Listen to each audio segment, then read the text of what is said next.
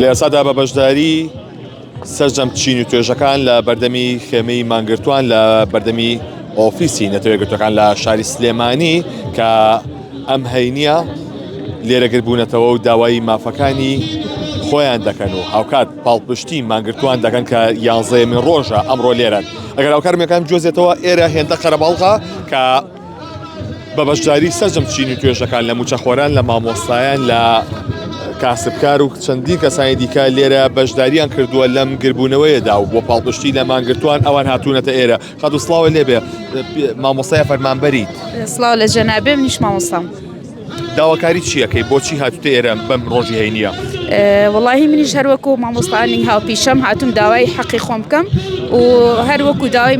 مانگرتوانیش داوام لە بەڕێزان و دەسەڵاتداران هەیە کە هاوکار بن لەوەی کە حەقی خۆمان بنەوە لە پرەبەرزکردنەوە لە تۆتینکردن. دۆسپاس بۆ بەڕێستان. بڵێ ئەمەی کە لێرایی بینن بە بەشداری سەرجەم چین و توێژەکانە جەنابێ ئیشە چییە؟ من هەر هاتووم بۆ پشتگیری لەم مانگرتوانەوە لەم برایانێکەوە خۆیان بەخت کردووە و نان ناخۆن و کەوا داوای حەق و مافی خۆیانەکەن و بەداخەوە هیچ کەسێک لەم حکومەتە زۆر بێ خەمە زۆر بێ منەتە لیان لەو خەڵکەی خۆی نایە بەدەمیانەوە کە نایە بزانێت چیانەوێت چیان نایە بۆیان جێبەجێکەن چونکەکەم بەڕاستی هەموو وڵاتێ بە خەڵکەکەی خۆیەوە بەم میلەتەکەی خۆیەوانێ ساحێبی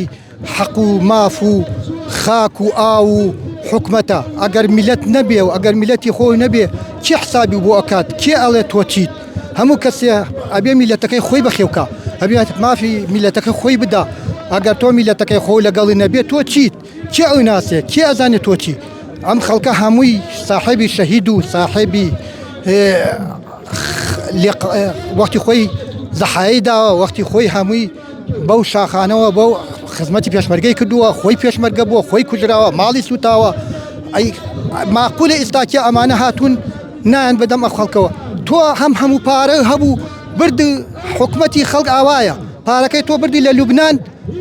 حکومەتەکەی ئەوێ دەستی کرد بەسەریە تەوزیع کرد بەسەر ماڵ میلەتەکەی خۆیە. تۆ پارەی میلەتەکەی خۆتە نایدەی ئەی بێ بۆ وڵاتێکی تر لێوانە ئەوانەیەن بە میلەتەکەی خۆیان ئەی بۆ بیر ناکەی تۆ بڵێ ئەم پارەی من بۆچی بووم بە خەڵک بۆ نەیەم بە میلەتەکەی خۆم بۆ نەیەم بەم خەڵکە بۆچی ئەم خەڵکە لێرا لە شوێنە مینا آخر چی ماقولە ئالێرا هەمووی بمبێ لە برسا تۆش بە خۆ بێ باک و بێ خەمبی. من هاتووم بۆ پشتگیری لەم حەق و مافی ئەم هەموو مامۆستایە و ئەم هەموو فەرمانبەرە و ئەم هەموو خەڵکە ئەم هەموو تەلەبەیە لە ماڵەوە کەوتووە. تۆ تەماشاکە بزانە ئەوەتانێ هەموو عەرەبەکان لێرەن هەموو تەلەبەکانیان هەموو ساڵێ بە بەردەوامی لیوانێ ئەوان مامۆستایان بۆ نێرن و لێرانە دەرسە خوێندنەکانیان بەش هەمووی لە ماڵەوە کەوتووە. مامۆستاکانمانەوە حاڵیانە هەر گاڵتەمان پێکەن عیبە وایان لێ کردوون. تۆ ماقولە تۆ ئێستا بچی دەستی دوژمنەکە ماتکەی بڵێ وەرە بە قوربانە مافی من بووە کە تۆ وەختی خۆی پشتگیری لەم کردو و ئێستاکە ئەم کارێکە کا کە تۆ بچی دەستی دوژمنەکە و ماتکەی ئەمە چ ڕاستە ئەمە چ قانونی دەسەکانە خۆش سپاسم لێرە هونەرمەند بەهادی هەڵبجەی لێە ئەمڕۆ پاڵپشتی لە مانگرتوانەکەی جەنابەکە ئێرە داوای چیش ئەەکەی لە پاڵیا لە یەکەم ڕۆژەوە پاڵپشتیانم لە یەکەم ڕۆژی شۆ لەگەڵیانم بێگومان ئەمڕۆ زۆر بەداخەوە دانیاڵن بەداخەوە لەجنەیەکی پەرلەمانی لە عێراقەوە هاتوون کێشەی ئەمانە حەلکن بەداخەوە دەبوایە ئەمە خۆیان ئەو کێشە بەبێ ئەوەی بگاتە بەغا و پەرلەمانی بەغا و نوێنەری پەرلەمانی بەغا بێتە لای مانگرەکان کەچی نازام سەرمایانە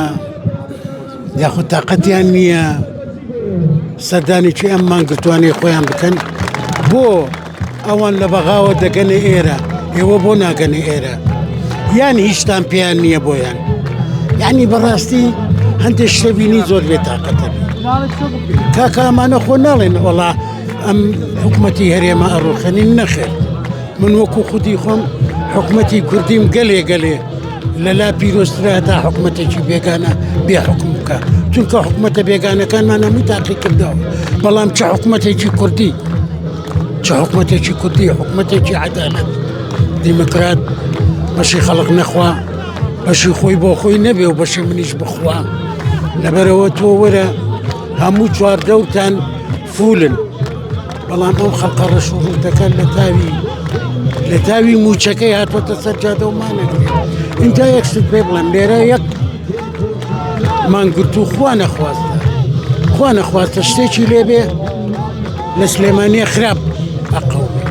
دەستەکان نەخۆش زۆر سپاس بۆ بەڕێستان خاتون جار ئەمە کوچی بەشداری و کردووە لێرە بەڵێ ئەمەی کە بینن کە بە بەشداری ژمارەیەکی زۆر لە هاوڵاتیان کە لەسەر بەرزیەکەشەوە بە هەمان شێوە لێرەن بۆ پەڵپشتی لە مانگرتوان کامڕۆ پێی ناوەتە قۆناغی 11مینەوە لە دوێنێەوە چەند ڕۆژێکیشە بانگەشە دەکرێت بۆ ئەوەی کە ڕۆژی هەینی سەرجەم چین و توێژەکان پاڵپشت بە مانگرتوان لێرە بەشداری بکەن.